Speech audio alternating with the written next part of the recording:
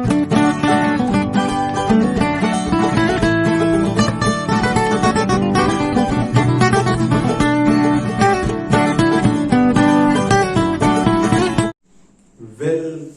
बच्चों। तो I hope कि सब अच्छे होंगे और एक बार फिर से मैं सबका तहे दिल से स्वागत करता हूं हमारे इस YouTube चैनल केमलॉजी क्रैकर्स में। ओके, तो आई होप कि सब अच्छे होंगे और आई होप कि तुम लोगों ने चार्ल्स लॉ देख लिया और क्या समझ में आया कि केल्विन स्केल क्यों बनाया गया था। ओके, और अगर वो समझ में आ गया है तो अब हम चलते हैं बोलो नेक्स्ट वीडियो में और नेक्स्ट लेक्चर में, जिसके अंदर हम क्या पढ़ने वाले हैं, गे-लुसैक्स लॉ। डन। तो गे-लुसैक्स लॉ क्या बोलता है उसको समझने से पहले अगर आप न्यू हैं और वीडियो को सब्सक्राइब नहीं किए हैं या फिर पुराने वीडियोज आपने नहीं देखा है तो प्लीज आप उसको जाके देखें। 101% आपको समझ में आएगा। ओके, इस बात की गारंटी मेरी। चलो तो ठीक है सर, हम स्टार्ट करते हैं गे-लुसैक्स लॉ। और इन्होंने क्या किया, वॉल्यूम को कांस्टेंट कर दिया। क्या कर दिया, वॉल्यूम को कांस्टेंट कर दिया। और ये भी क्या किए, through out the process amount of gas क्या रखा बोलो, सेम या कांस्टेंट रखा। और अगर अमाउंट ऑफ गैस या बोल सकते हो मास ऑफ गैस अगर कांस्टेंट रहेगा तो sir number of moles gas के क्या रहेंगे, सर कांस्टेंट रहेंगे। ठीक है बेटा, तो नंबर ऑफ मोल्स आपने कांस्टेंट कर दिया, वॉल्यूम को कांस्टेंट कर दिया, मतलब कि प्रोसेस कैसी हो गई सर, प्रोसेस हो गई आइसोकोरिक प्रोसेस। तो ऐसी प्रोसेस जिसमें एक स्टेट से दूसरे स्टेट में अगर आप जाते हो और वॉल्यूम को चेंज नहीं होने देते हो तो उसको बोला जाता है आइसोकोरिक प्रोसेस। तो ठीक है, तो गे-लुसैक जी ने क्या बोला, बोले यार ऐसा है, बायल ने तो टेम्परेचर कांस्टेंट मार दिया, बोले ठीक है। चार्ल्स को मौका मिला, चार्ल्स को चांस मिला तो उसने प्रेशर को ही कांस्टेंट मार दिया। बोले हम काहे पीछे रहे, पीवी इक्वल टू एनआरटी में बचा क्या सर, मोल्स और वॉल्यूम ही तो बचे हैं, तो क्यों ना मैं वॉल्यूम को ही कांस्टेंट मार देता हूं। तो इन्होंने वॉल्यूम कांस्टेंट मार दिया भाई, और वॉल्यूम कांस्टेंट मार दिया तो हमको पता है पीवी इक्वल टू एनआरटी होता है, आइडियल गैस इक्वेशन। कौन सी गैस इक्वेशन बोलो, ideal gas equation sir. Okay, और अगर पीवी इक्वल टू एनआरटी आपको पता है, आपने वॉल्यूम को ऑलरेडी कांस्टेंट कर रखा है, गैस का अमाउंट सेम है थ्रू आउट द प्रोसेस, तो सर मोल्स भी कांस्टेंट है, टेम्परेचर नहीं।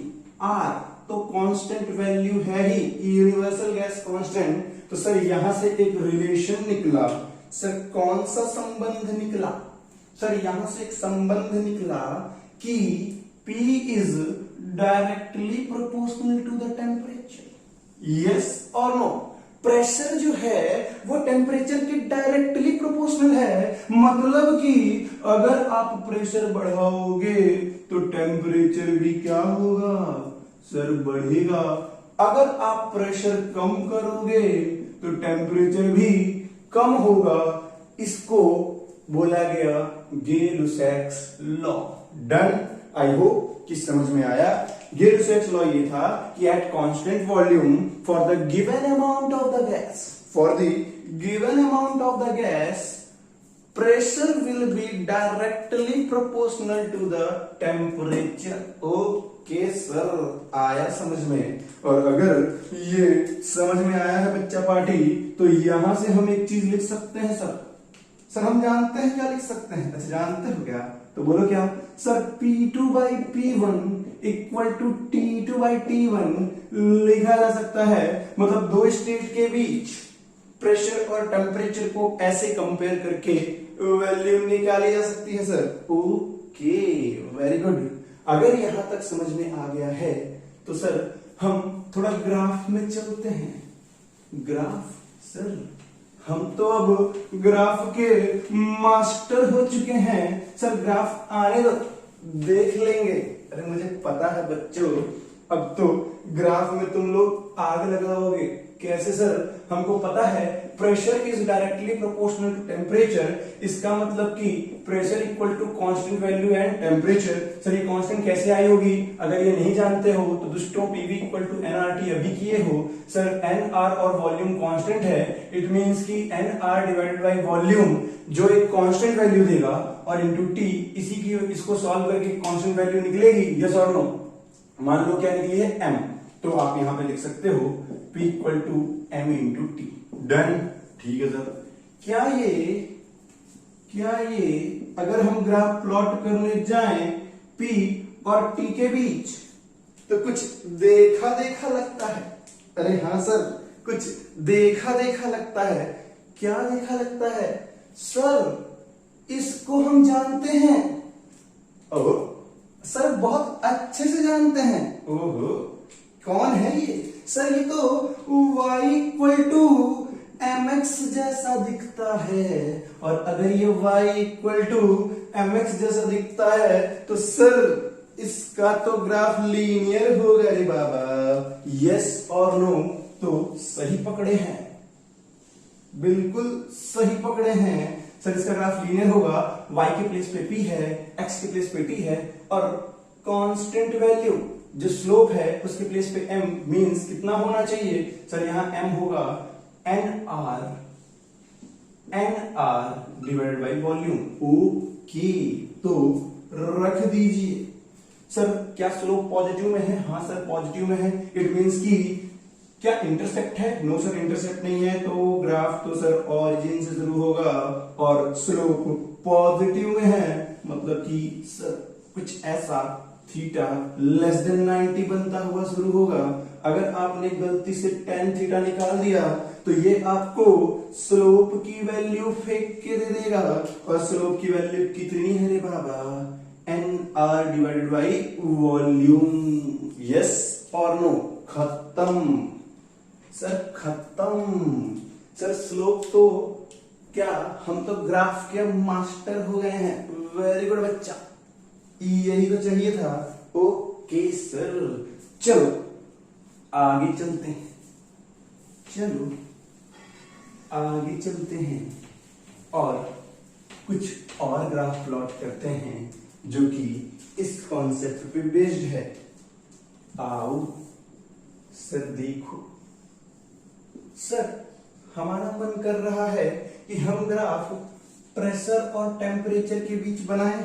ठीक है, हमको पता है अगर वॉल्यूम कांस्टेंट है प्रोसेस में और नंबर ऑफ मोल्स भी कांस्टेंट है, मतलब कि amount of the gas constant है, तो सर ग्राफ जो है वो लीनियर बनेगा। ठीक है, ठीक है, बनेगा।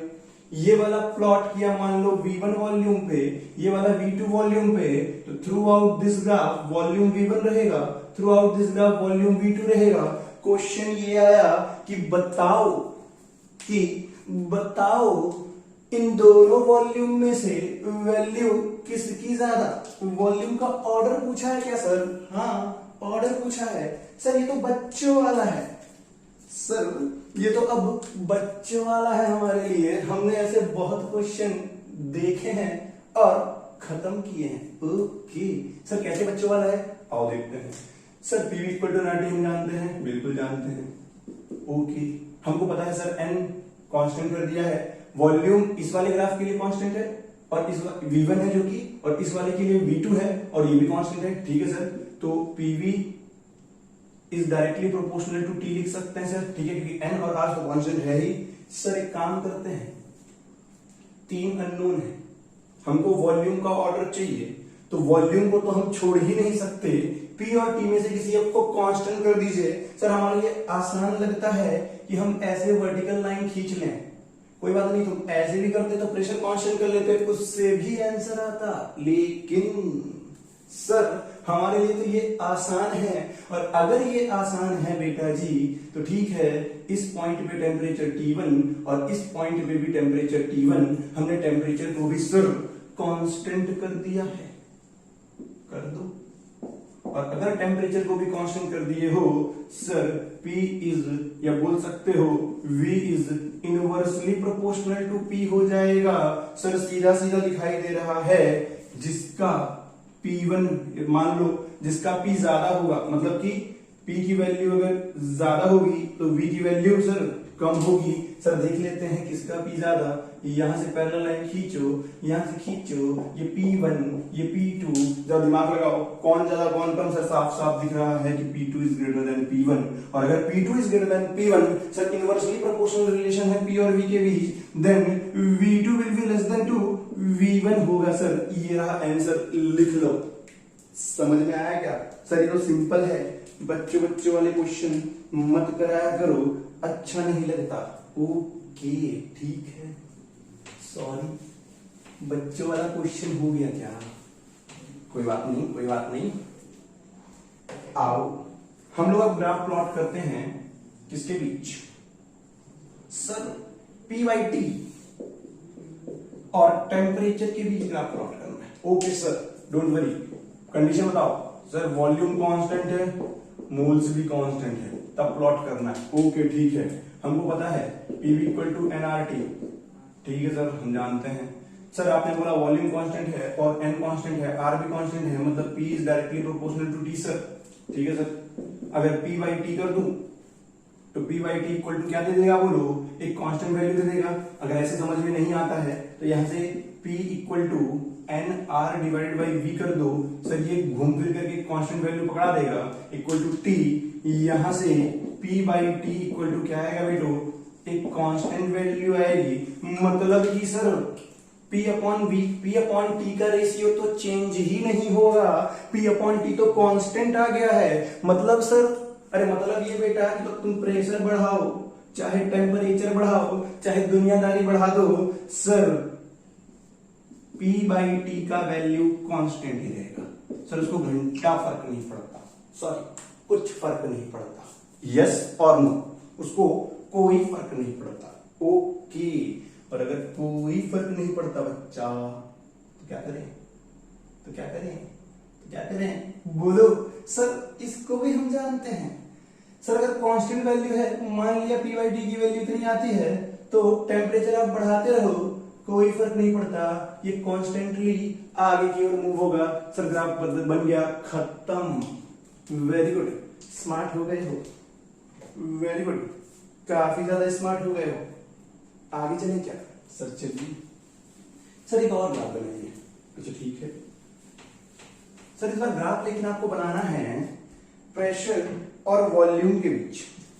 ठीक है चलो सर, प्रेशर और वॉल्यूम के बीच, जबकि वॉल्यूम कांस्टेंट है, एन भी तो कांस्टेंट है, मतलब सेम अमाउंट ऑफ गैस लेके चले हैं। ठीक है यार, तुमने वॉल्यूम कांस्टेंट रखा, तुम बोल रहे हो प्रेशर और वॉल्यूम के बीच ग्राफ बनाए। हाँ सर हम यही बोल रहे हैं। ठीक है चलो आओ। तो PV इक्वल टू nRT जानते हो? जानते हैं सर।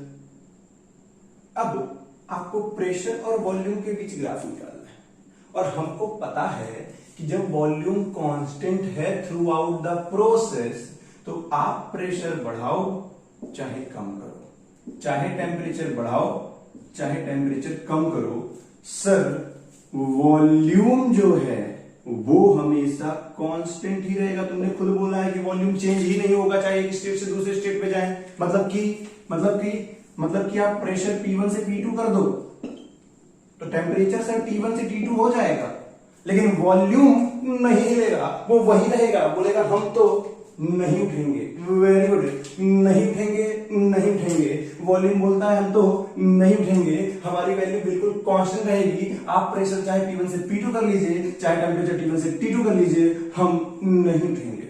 वेरी गुड, मतलब कि sir volume through out the process constant रहेगा। ये लो कांस्टेंट वाला ग्राफ।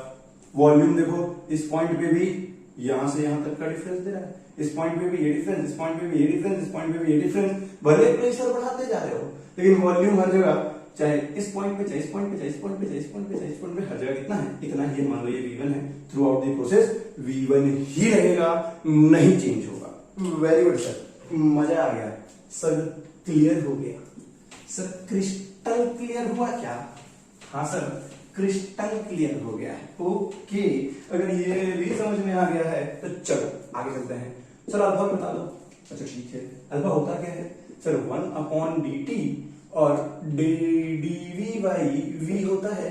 अरे तुमने बोला ना कि वॉल्यूम कांस्टेंट है। हाँ सर वॉल्यूम कांस्टेंट है। अगर वॉल्यूम को तुमने कांस्टेंट कर दिया तो वॉल्यूम में चेंज मतलब कि v2 माइनस v1 सर वो तो जीरो आएगा। क्यों? कि v1 v2 दोनों की वैल्यू क्या होगी? v1 equal to v2 equal to v ही होगा, क्योंकि वॉल्यूम तो आपने चेंज नहीं किया। जो इनिशियल स्टेट में वॉल्यूम है वही फाइनल स्टेट में भी वॉल्यूम होगा। मतलब कि सर वॉल्यूम में चेंज जीरो होगा, और वॉल्यूम में चेंज जीरो का यहाँ रख दो तो यहाँ से अल्फा क्या आ जाएगा सर? जीरो। इसका मतलब कि गेल-साइक अंकल के अकॉर्डिंग अगर आप प्रोसेस करवाओगे, गेल-साइक अंकल के अकॉर्डिंग अगर आप प्रोसेस करवाओगे तो वॉल्यूम में चेंज क्या है बोलो? जीरो आएगा। और वॉल्यूम में चेंज जीरो आएगा तो डिफ्यूजन कोएफिशिएंट, यस और नो बोलो। वॉल्यूम कौन सा डिफ्यूजन कांस्टेंट है? ये इसको कट कर देंगे। तो अगर आप गेल-साइक अंकल के जैसे मूव करोगे, अगर आप गेल-साइक अंकल के अकॉर्डिंग चलोगे तो क्या होगा? वॉल्यूम एक्सपांशन कोएफिशिएंट की वैल्यू जीरो आने वाली है। सर ये डायरेक्ट पूछा जाता है। ओके सर हम कर लेंगे, ठीक है। अगर अल्फा निकाल लिए हो तो सर बीटा के बारे में भी कुछ कुछ बोल ही दो। अब माहौल बना है तो बोल ही देते हैं। बीटा इक्वल टू होता है 1/dt dp divide by p। Okay sir ठीक है। सर हमको पता है, क्या पता है? p is directly proportional to t है। ओके, मतलब इसको sir dp upon p equal to dt upon t लिख सकते हैं, तो लिख दो। ठीक है सर। अगर मैं dt को इधर भेज दूं सर, भेज दो। dp बाई p को ये रहने दो, रहने दो। सर ये वैल्यू तो 1/t होती है। ओके सर हम इसको जानते हैं। अरे हम भी जानते हैं बेटा। ये कौन है? सर ये वही तो है। कौन? Pressure diffusion coefficient. Okay sir beta equal to कितना आ गया? 1/t। इसका मतलब कि अगर आप गेल-साइक अंकल के अकॉर्डिंग प्रोसेस करवाते हो, मतलब कि आप आइसोमेरिक प्रोसेस करवाते हो जिसमें गैस का अमाउंट कांस्टेंट रहेगा थ्रू आउट द प्रोसेस और वॉल्यूम कांस्टेंट रहेगा थ्रू आउट द प्रोसेस, तो प्रेशर डिफ्यूजन कोएफिशिएंट की वैल्यू 1/t होगी। तो यह क्या सर? क्रिस्टल क्लियर है। ये सब तो अब बच्चों वाला लगता है।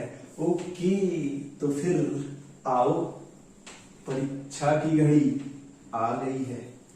ओहो सर परीक्षा नहीं बेटा, परीक्षा की घड़ी आ गई है। एक चमचमाता हुआ क्वेश्चन आपके लिए ये रहा। ये बोलते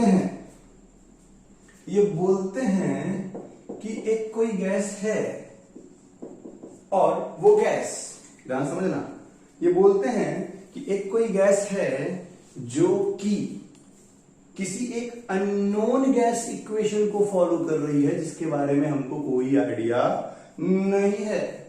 ठीक है, ठीक है, ओके। और ये क्या कर रही है? देखो, इस गैस के लिए जब इन्होंने वॉल्यूम और टेम्परेचर के लिए ग्राफ बनाया तो वो ग्राफ कुछ ऐसा मिला। बोलते हैं सर ये पॉइंट ए है, ये पॉइंट बी है।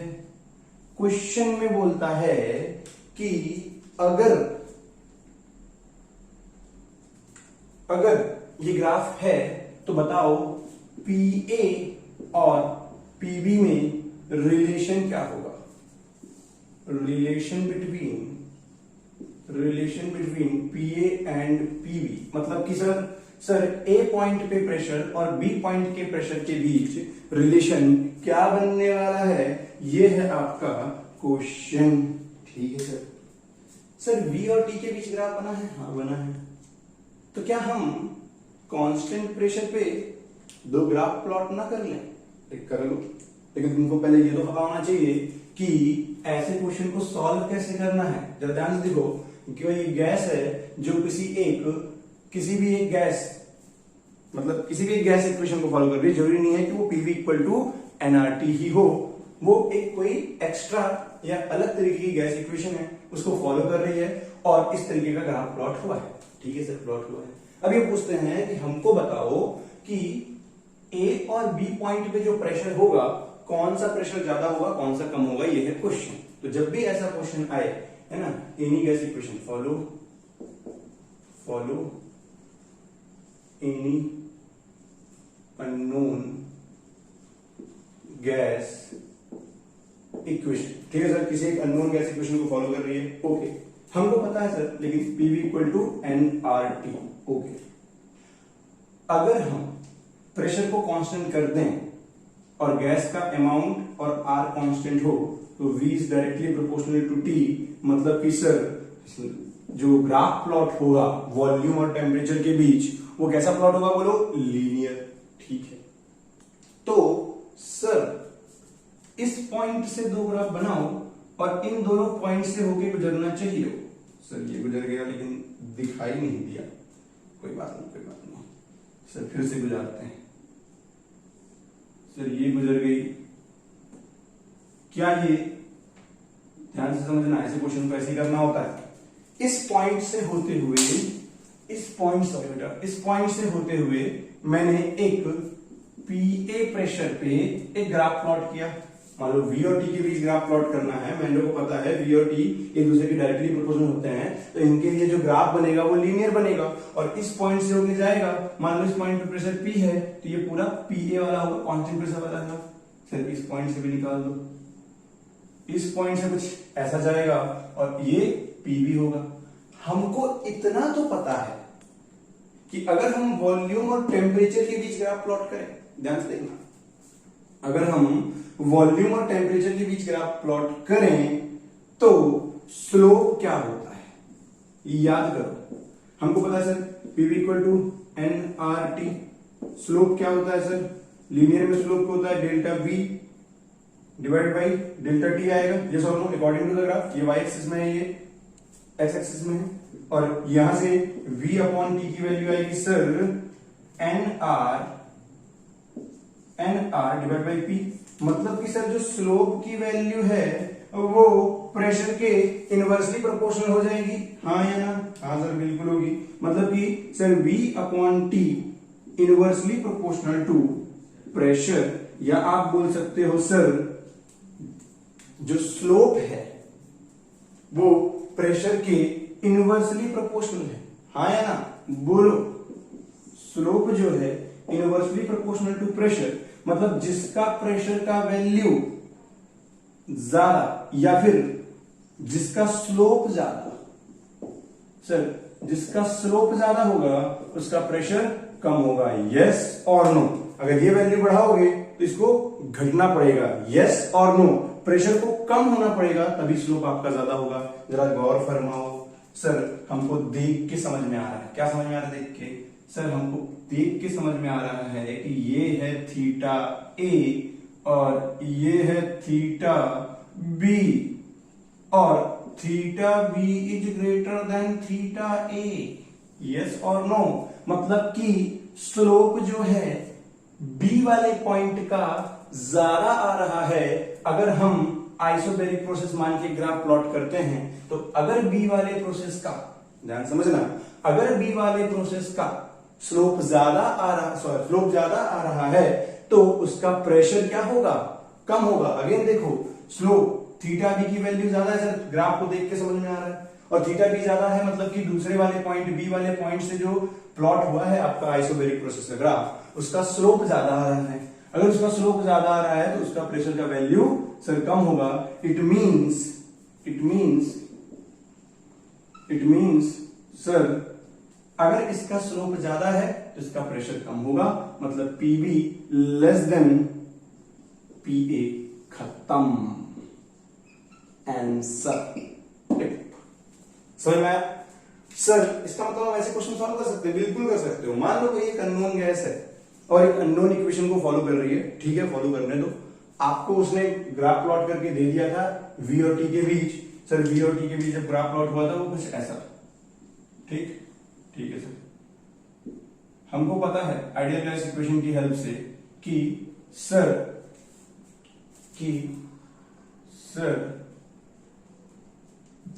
v is directly proportional to t, और अगर v डायरेक्टली प्रोपोर्शनल है t के, तो यहां से हमने स्लोप निकाल के देखा तो sir dv delta v upon delta t होगा, मतलब कि इसका डिफरेंस वॉल्यूम देगा, इसका डिफरेंस टेम्परेचर देगा, मतलब v अपॉन t, और v अपॉन t हमको इक्वेशन से निकाल के पता चला कि nr अपॉन p होता है, n और r कांस्टेंट वैल्यू है, मतलब जो ये स्लोप है वो प्रेशर के क्या है, इनवर्सली प्रोपोर्शनल है। अगर स्लोप प्रेशर के इनवर्सली प्रोपोर्शनल है, मतलब जिसका स्लोप ज्यादा है उसके कॉरस्पॉन्डिंग जो प्रेशर की वैल्यू है वो कम है। हमने क्या किया, v और t के बीच ग्राफ दिया था, हमने जानबूझ करके delta v upon delta t बनाया स्टोन। क्यों? क्योंकि delta v upon delta t करोगे तो वो स्लोप ही कहलाएगा, यस और नो। और अगर delta v upon delta t slope कहलाएगा तो हम यहां से एंगल हमको देख के समझ में आ रहा है किसका स्लोप ज्यादा है किसका कम। अगर स्लोप का हमको प्रेशर के साथ रिलेशन मिल जाता है तो हम डायरेक्ट देख के जज कर सकते हैं ना, ये था लॉजिक। अगर वॉल्यूम और टी के बीच ग्राफ था इसलिए हमने आइसोबैरिक प्रोसेस माना। मान लो प्रेशर और टेम्परेचर के बीच होता तो हम आइसोकोरिक प्रोसेस लेके चलते, क्योंकि उस केस में delta P upon delta T हमको क्या देता, स्लोप देता। तो मतलब कि सर जिसके बीच ग्राफ प्लॉट हुआ है और जो चीज नहीं है उसको क्या मान लो, वैसी प्रोसेस, उसको कांस्टेंट करके वैसी प्रोसेस अज्यूम करके आप स्लोप और उसके बीच जो नहीं दिया हुआ था, इन दोनों के अलावा जो तीसरी चीज रह गई थी उसका स्लोप के साथ रिलेशन देख लो और उसके अकॉर्डिंग आंसर कर दो, खत्म। समझ में आया क्या?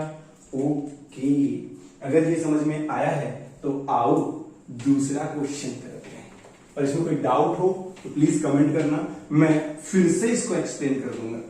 ओके सर एक दूसरा क्वेश्चन करवाइए ना। ओके बेटा, तो चलो दूसरा क्वेश्चन देखते हैं। दूसरे क्वेश्चन में क्या बोला है बेटा? दूसरे क्वेश्चन में बोलते हैं कि आपको एक ग्राफ प्लॉट किया हुआ है, देख लो ध्यान से, प्रेशर और टेम्परेचर के बीच, ठीक है, और वो ग्राफ कुछ यूं दिया हुआ है, ठीक है, यूं दिया है। इस पॉइंट को बोलते हैं वो A है और इस पॉइंट को वो बोलते हैं कि ये B पॉइंट है। कोई बात नहीं, बोलते हैं इस पॉइंट से नीचे आ जाओ, इस पॉइंट से भी नीचे आ जाओ। तो यहाँ पर कुछ टेम्परेचर होगा बोलते हैं T0 मान लो, यहाँ कुछ टेम्परेचर होगा बोलते हैं इसको 2T0 मान लो। फिर बोलते हैं इधर भी चले आओ, बोलते हैं यहाँ प्रेशर P0 मान लो। फिर बोलते हैं यहाँ पे प्रेशर 2P0 नहीं सॉरी 3P0 मान लो। सर मान लिया। देन बोला गया the density, the value of density at point A is rho naught, then find the value of density at B point। B point पे डेंसिटी फाइंड करना है, ठीक है। हमको डेंसिटी और प्रेशर पे एक रिलेशन याद आ रहा है, क्या तुमको भी आ रहा है? याद आ रहा है sir, P upon rho equal to RT upon MW, ठीक है सर। यहां से साफ साफ दिखाई दे रहा है कि P upon rho will be directly proportional to temperature, ठीक है सर, दिख रहा है। इसका मतलब सर ये हो गया कि हम ये लिख सकते हैं, क्या लिख सकते हैं, मान लो एक बार B के लिए लिखते हैं सर, हम लिख सकते हैं, ध्यान से देखना, हम लिख सकते हैं कि PV divide by rho B whole divide by PA divide by rho A equal to directly proportional T के, तो sir TB divide by TA। कोई बात नहीं, क्या सारी वैल्यूज गिवन है? हाँ सर सारी वैल्यू गिवन है। PV दिया है, PV दिया है, B पॉइंट पे प्रेशर, रो बी सर इसी को तो फाइंड करना है, ओके ठीक है। PA दिया है सर, हाँ PA दिया है P0। क्या TB दिया है, B पॉइंट पे डेप्थ, हाँ बिल्कुल दिया है सर। क्या TA भी दिया? हाँ दिया, तो खत्म तो हो गया भाई, करना क्या है, रखो वैल्यू फटाफट। तो सर ये बन जाएगा PV upon PA, PB upon PA और रो बी ऊपर चला जाएगा rho A equal to TB upon sir TA। Sir value रखते हैं, रख दो, कहां रखते हैं, ऊपर रख देते हैं, आ जाओ यहां रखते हैं। सर PB की वैल्यू 3P0, ठीक है, divide by sir rho A की वैल्यू, रो A क्वेश्चन में दिया, if the density at the point A is rho not, sir ठीक है, रो A की value into rho not whole divide by PA, sir PA दिया है P0 into rho B ही तो find करना है, ठीक है sir, equal to TB sir 2T0 divided by sir TA की वैल्यू सर टीए की वैल्यू T0 सर काटते जाओ, ये लो काट दिया, ये भी काट दिया, यहां से देखो 3 rho naught divide by rho b equal to 2, इसका मतलब sir rho b equal to 3 rho naught divide by 2 sir खत्म, बी पॉइंट पे जो डेंसिटी होगी वो 3 रो नॉट डिवाइड बाई 2 होगी, फिनिश। वेरी गुड सर, मजा आ गया। अगर मजा आ गया है तो एक क्वेश्चन और करें क्या सर, एक क्वेश्चन होमवर्क दे दो, चलो एक बहुत सिंपल सा लल्लू पंजू क्वेश्चन ले लो सर। लल्लू पंजू क्वेश्चन क्या होता है? लल्लू पंजू क्वेश्चन होता है सबसे सिंपल क्वेश्चन बेटवा, ठीक है। क्वेश्चन ये है, इसको प्लीज अगर आप वीडियो देख रहे हैं तो प्लीज इसको सॉल्व करिएगा और आंसर कमेंट बॉक्स पे कमेंट मारिएगा। बोला है कि एसटीपी पे आपको क्या करना है, एक आइडियल गैस ले रखे हैं, उसके 1 मॉलिक्यूल का वॉल्यूम कितना होगा, ओहो ठीक है। बोलता है at STP find the volume of 1 molecule of ideal gas. Done. Ideal gas के एक सिंगल मॉलिक्यूल आपको दिया हुआ है, उसका वॉल्यूम क्या होगा एट एसटीपी, ये है आपका होमवर्क और ये आप सॉल्व करके आओगे। आई होप कि जो भी हमने पढ़ा, जो भी हमने समझा, वो आपको बिल्कुल क्रिस्टल क्लियर हुआ है। और अगर ये क्लियर हुआ है तो नेक्स्ट वीडियो में हम धमाल मचाने वाले हैं। कैसे सर? क्योंकि हमारे तीनों गैस लॉ हो चुके हैं, अब भयंकर क्वेश्चन होंगे सर। अगले वीडियो में एकदम बौछार मचा देंगे। डन? ओके। तो प्लीज अगर समझ में आया हो, कॉन्सेप्ट क्लियर हुआ हो, तो चैनल को लाइक शेयर सब्सक्राइब एकदम दबा के कर दीजिए। Okay, bye bye. ओके।